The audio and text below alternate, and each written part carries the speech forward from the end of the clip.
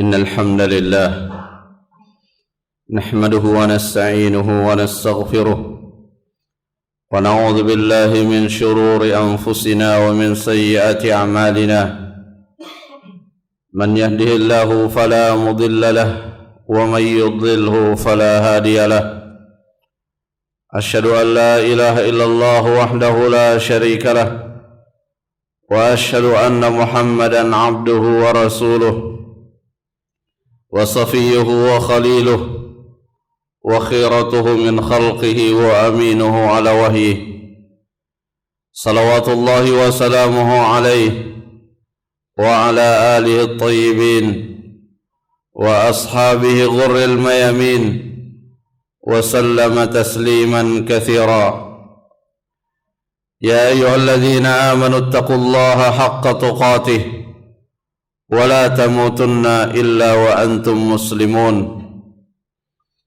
يا أيها الناس اتقوا ربكم الذي خلقكم من نفس واحدة وخلق منها زوجها وبث منهما رجالا كثيرا ونساء واتقوا الله الذي تساءلون به والأرحام إن الله كان عليكم رقيبا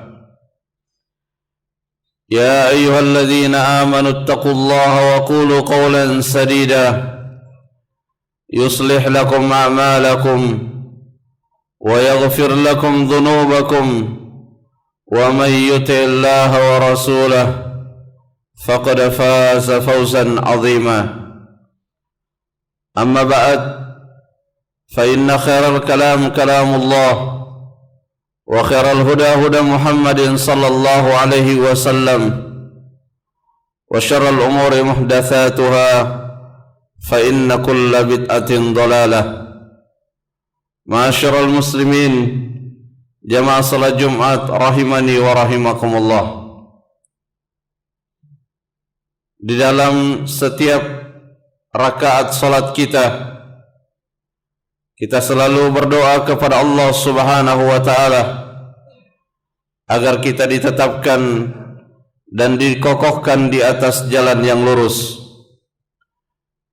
Dan kita juga berdoa kepada Allah agar kita dihindarkan dari jalan orang-orang yang dimurkai oleh Allah dan juga dihindarkan dari jalan orang-orang yang tersesat.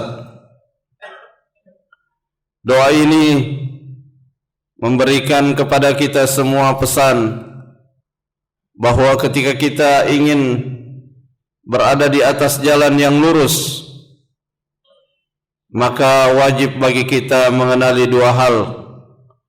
Mengenali jalan yang lurus tersebut dan juga mengenali jalan-jalan yang lain yang bertolak belakang dengan jalan yang lurus itu. Jamaah salat Jumat rahimani wa rahimakumullah. Itulah sebabnya Nabi kita Nabiullah Muhammad sallallahu alaihi wasallam ketika beliau mengajarkan agama yang mulia ini, beliau menyampaikan kebaikan-kebaikan dan juga menjelaskan jalan-jalan keburukan. Para sahabat pun demikian. Ketika bertanya kepada Nabi kita Nabiullah Muhammad sallallahu alaihi wasallam, mereka bertanya tentang jalan-jalan kebaikan dan juga mereka bertanya tentang jalan-jalan keburukan agar tidak terjerumus di dalamnya. Salah satu bentuk keburukan yang penting untuk kita kenali yaitu keburukan yang berkaitan dengan kebiasaan dan tradisi yang identik dengan apa yang dilakukan oleh orang-orang kufar. Hal ini penting untuk kita ketahui dan kita kenali agar kita tidak terjerumus di dalam satu perkara yang sangat diharamkan oleh agama kita, yaitu at-tashabbuh bil kuffar, yaitu menyerupai orang-orang kafir. Hal ini penting untuk menjadi kewaspadaan kita seluruh kaum muslimin, Karena Nabi kita pernah menyampaikan di dalam hadis yang sahih yang diriwayatkan oleh Imam Bukhari dan Muslim, beliau pernah menyampaikan, la tattabi'unna sunana man kana qablakum. Sungguh benar-benar akan ada di antara kaum muslimin yang begitu gigih dan bersungguh-sungguh untuk mengikuti dan menyerupai umat-umat sebelum kalian. Di antara sahabat ada yang bertanya, apakah umat sebelum kalian itu yang dimaksudkan adalah orang-orang Yahudi dan Nasrani? Maka Nabi mengatakan, faman, kalau bukan mereka maka siapa lagi? Apa yang disampaikan oleh Nabi sallallahu alaihi wasallam tentu bukan merupakan pembenaran bahwa kita boleh meniru dan menyerupai mereka, tetapi Nabi menyampaikannya sebagai bentuk peringatan keras agar jangan sampai kita termasuk di dalam orang yang disampaikan oleh Nabi, yang diberitakan oleh Nabi tersebut. Kemudian di dalam hadis yang lain yang diriwayatkan oleh Imam At-Tabrani, Nabi sallallahu alaihi wasallam pernah bersabda, la ya'tiyanna 'alan nasi zamanun takunul qulubu fihi qulubal a'ajim. Sungguh benar-benar akan datang suatu masa di mana hati-hati sebahagian kaum muslimin itu seperti hati-hati yang dimiliki oleh orang-orang kufar, dan itu ditandai dengan kegigihan mereka di dalam meniru dan menyerupai apa yang menjadi tradisi dan kebiasaan orang-orang kufar. Jamaah salat Jumat rahimani wa rahimakumullah, berkaitan dengan menyerupai orang-orang kufar, ini merupakan satu perkara yang diperhatikan secara khusus oleh Nabi sallallahu alaihi wasallam. Perhatian khusus Nabi sallallahu alaihi wasallam itu terlihat pada beberapa arahan-arahan, peringatan-peringatan yang disertai dengan ancaman-ancaman yang sangat keras. Tujuannya tidak lain agar umatnya selamat dari perkara yang diharamkan tersebut. Di antaranya adalah hadis Rasulullah sallallahu alaihi wasallam yang diriwayatkan oleh Al-Imam Abu Dawud. Nabi sallallahu alaihi wasallam bersabda, "Man tashabbaha biqaumin fahuwa minhum." Siapa saja yang menyerupai suatu kaum, maka dia dinilai sama dengan kaum yang dia serupai. Ini adalah peringatan dari Nabi sallallahu alaihi wasallam agar jangan sampai kita menyerupai apa yang menjadi kebiasaan, tradisi khas orang-orang kufar. Karena di dalam penjelasan para ulama dikatakan, at-tashabbuhu fil zahir yurithul mahabbata fil batin. Menyerupai dan meniru dalam hal tampilan itu akan menjadi penyebab tumbuhnya rasa cinta kepada orang-orang kufar tersebut di dalam hati-hati kita. Dan jika sampai pada tingkatan ini, tentu bukan hanya sekedar diharamkan, tapi bisa menjadi faktor yang merusak akidah dan keyakinan kita. Ma'asyiral muslimin, jamaah salat Jumat rahimani wa rahimakumullah. Umar bin Khattab radhiyallahu an, ketika beliau mengutus suatu pasukan untuk menaklukkan suatu wilayah, maka beliau juga berpesan kepada pasukannya, iyyakum wat-tana'um wa ziya ahlil kitab. Hati-hati kalian dengan yang namanya bersenang-senang, dan hati-hati kalian dengan pakaian khas yang mereka gunakan. Ketika kaum muslimin berhasil menaklukkan mereka dan mengambil harta-harta yang mereka tinggalkan, maka Umar berpesan, jangan sampai jika harta yang mereka tinggalkan berupa pakaian-pakaian khas mereka, jangan kalian menggunakan pakaian tersebut. Dan ini juga pernah terjadi pada zaman Nabi sallallahu alaihi wasallam ketika beliau melihat ada salah seorang sahabat yang menggunakan pakaian khas orang-orang kufar, maka beliau dengan keras melarang sahabatnya tersebut dan mengatakan, fa inna hadza min zi ahlil kitab. Nabi mengatakan, ini adalah pakaian khasnya orang-orang ahlul kitab.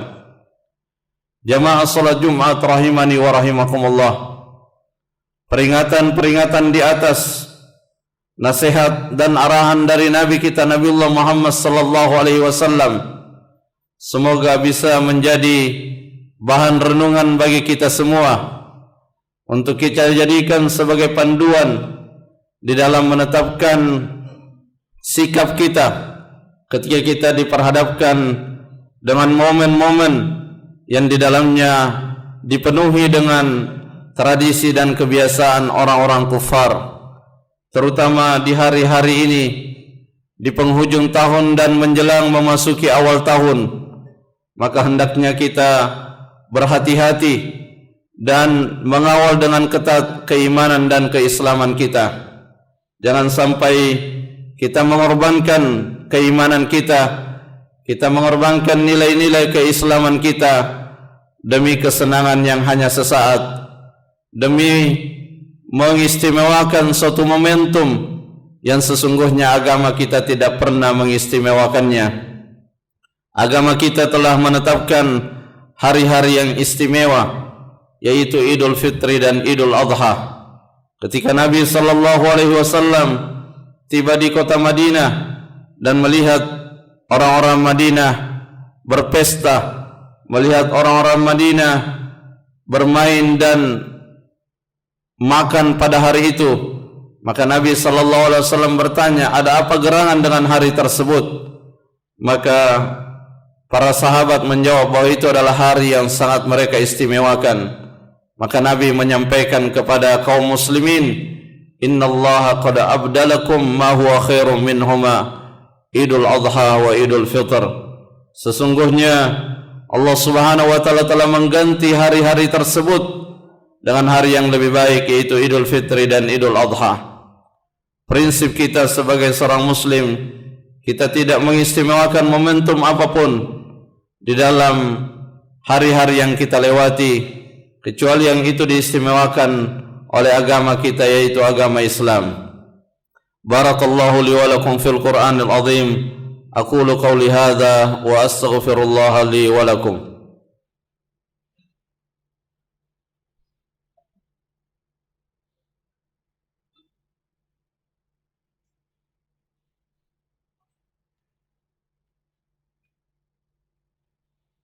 Alhamdulillahilladzi arsala rasulahu bil huda wa dinil haq liyudhhirahu 'alad dini kullih wa kafa billahi shahida. Asyhadu an la ilaha illallah wahdahu la syarika lah wa asyhadu anna Muhammadan abduhu wa rasuluh. Amma ba'd. Ma'asyiral muslimin, jamaah salat Jumat rahimani wa rahimakumullah.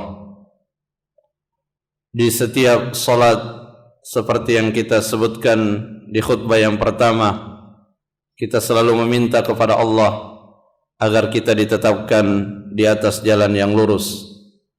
Tentu menjadi sangat ironis jika dalam salat di setiap rakaat, baik itu salat wajib dan salat sunnah, kita meminta jalan yang lurus, tetapi di luar daripada salat kita, kita justru turut serta dan ikut-ikutan di dalam melakukan hal-hal yang merupakan kebiasaan dan tradisi oleh orang-orang kufar, baik itu yang berkaitan dengan hari-hari raya mereka ataupun yang berkaitan dengan pesta para mereka di penghujung tahun menyambut awal tahun. Itu adalah hal yang patut untuk kita waspadai demi terjaganya keimanan kita dan demi terjaganya keistimewaan kita.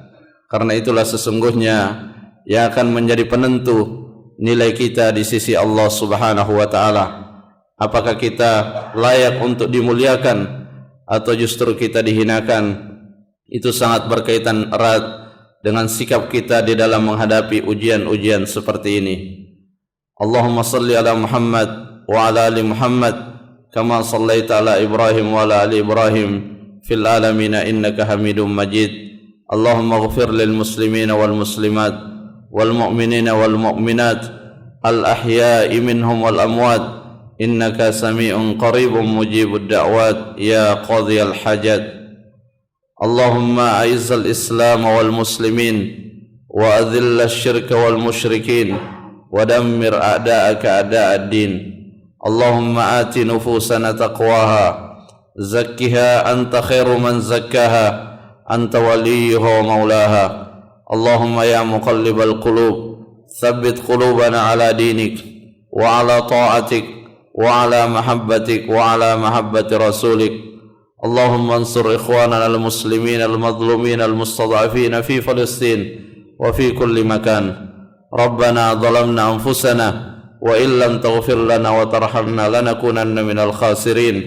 ربنا آتنا في الدنيا حسنة وفي الآخرة حسنة وقنا عذاب النار. وصلى الله على نبينا محمد وعلى آله وصحبه وسلم. سبحان ربك رب العزة عما يصفون وسلام على المرسلين والحمد لله رب العالمين. أقم الصلاة.